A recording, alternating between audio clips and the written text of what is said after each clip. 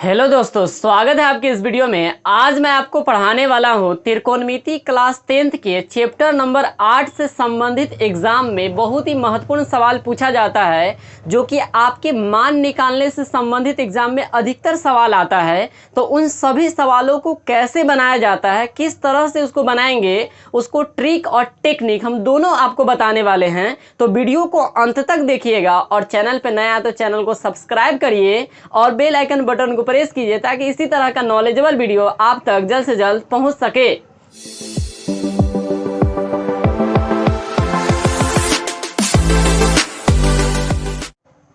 दोस्तों, तो सवाल जो है बिना देरी करते हुए आज हम आपको बताना शुरू करते हैं। तो सबसे पहले देखते हैं कि हमारा सवाल आज का क्या क्या होने वाला है।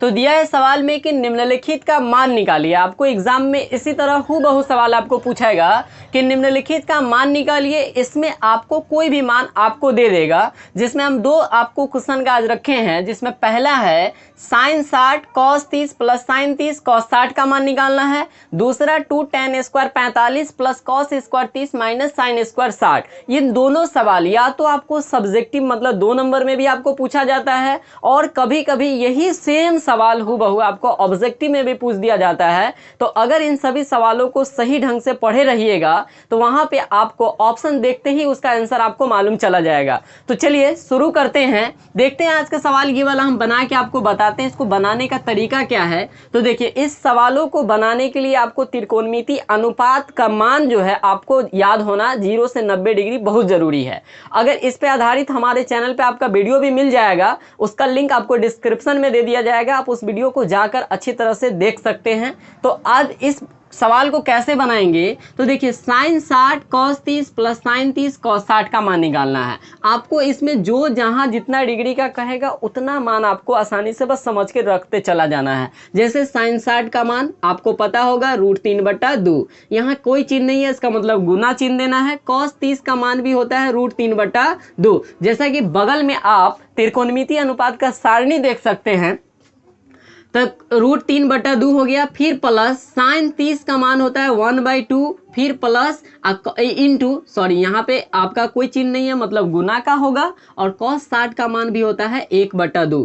इस तरह से जब हम बनाएंगे तो √3 में √3 से गुना करेंगे तो याद रहे आपको कि रूट वाला को संख्या से रूट वाला में गुना करते हैं तो रूट खत्म हो जाता है। मतलब इसमें क्या बचेगा, 3 बचेगा। 2 में 2 से गुना करेंगे तो 2 दूनी कितना होगा, 4। इस हिसाब से 1 में 1 से करेंगे तो 1, और 2 में 2 से करेंगे तो 2 दूनी 4। अब ये आपको बट्टा पर का क्या हो गया, जोड़ हो गया। बटा पर के जोड़ बनाने का तरीका आपको पता ही होगा कि हर का लौसा निकालते हैं। तो हर अगर दोनों सेम हो तो लौसा भी एक ही आएगा, मतलब 4। इस हिसाब से 4 में 4 से गुना करेंगे तो 4 एकम 4, मतलब जितना गुना करने पे आता है यानी भाग देने पे उसी से ऊपर वाला में गुना करेंगे तो 3 एकम 3, 4 एकम 4। एक मरतबा पहाड़ा पड़े हैं तो 1 में 1 से गुना करेंगे तो 1 एकम 1। 3 में 1 जोड़ेंगे तो 4, अब बटा हो जाएगा 4। 4 में 4 से भाग देते हैं तो हमारा मान कितना आता है, 1। इस हिसाब से sin 60 cos 30 plus sin 30 cos 60 का मान हमारा कितना आया है, 1। तो अब हम क्वेश्चन के अंत में क्या लिखते हैं, अतः हमें जो सवाल हमारा दिया रहता है उस सेम सवाल को हूबहू वैसे ही आपको क्या करना है, लिख देना है। और लिखने के बाद इसका जो आपका मान आया है उसको आपके बराबर के बाद क्या करना है, लिख देना है। तो cos 60 इस तरह से आपका मान कितना आया है, 1 आया है। तो इस प्रकार के इस सवालों को हम बहुत ही आसानी ढंग से क्या करते हैं, बना पाते हैं। अब चलिए इसका दूसरा सवाल अब हम देखते हैं। दूसरा सवाल आपको दिख रहा होगा कि 2 tan square 45 plus cos square 30 minus sin square क्या दिया है, 60 दिया है। इसमें आपको tan cos और sin से संबंधित आपको मान निकालना है। तो देखिए 2 के 2 रहने देते हैं। tan स्क्वायर, देखिए त्रिकोणमिति अनुपात में स्क्वायर यदि भले दिया हो तो आपको स्क्वायर से घबराना नहीं है, बल्कि आपको यह सोचना है कि आपको tan 45 cos 30 और sin 60 का मान निकालना है। लेकिन मान लिखते समय आपको उसका जो मान आएगा उसको आप स्क्वायर कर दीजिए। जैसे में 2 tan स्क्वायर 45 है, इसका मतलब ये नहीं है कि हम tan स्क्वायर 45 का कुछ अलग मान आपको लिखना पड़ेगा। आपको सिर्फ क्या करना है कि tan 45 का मान लिखिए तो क्या होता है 1, और इस हिसाब से इसका स्क्वायर कर दीजिए। फिर प्लस कॉस स्क्वायर 30 का मान होगा, इसका मतलब कॉस 30 का मान इसमें मेन इंपॉर्टेंट है, मतलब √3/2 और फिर स्क्वायर और साइन 60 का मान होता है √3/2 और इसका भी आप क्या कर दीजिएगा, स्क्वायर कर दीजिएगा। तो एक मर्तबा में आप सबका मान लिख कर उसका स्क्वायर रख देते हैं, फिर उसके बाद आगे का क्रिया करेंगे तो 2 1 का पावर 1 ही आएगा, प्लस रूट का इस तरह से पावर से रूट खत्म होगा तो 3 और 2 में 2 से करेंगे तो 2 दूनी 4, फिर माइनस 3 और बट्टा 2 में 2 से करेंगे तो 2 दूनी 4। इसमें यहाँ पे 2 तरीका है, या तो अब यहाँ पे एक स्टेप हम और बढ़ेंगे, जैसे 2 में 1 से गुना करते हैं तो 2 एकम 2 प्लस 3/4 और माइनस 3/4।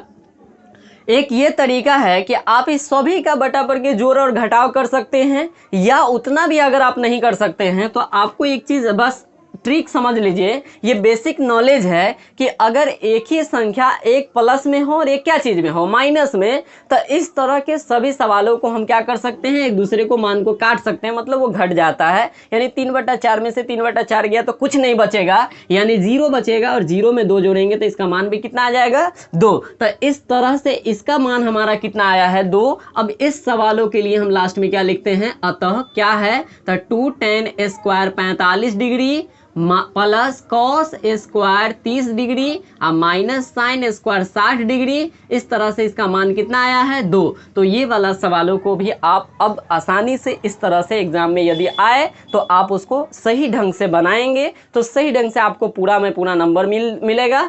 इससे संबंधित अब आपको एग्जाम में जो भी सवाल आते हैं आप उसको आसानी से बना सकते हैं। तो वीडियो आपको कैसी लगी, अगर अच्छी लगी हो तो लाइक कीजिए, कमेंट कीजिए और अपने दोस्तों में शेयर कीजिए। मिलते हैं नेक्स्ट वीडियो में, तब तक के लिए धन्यवाद।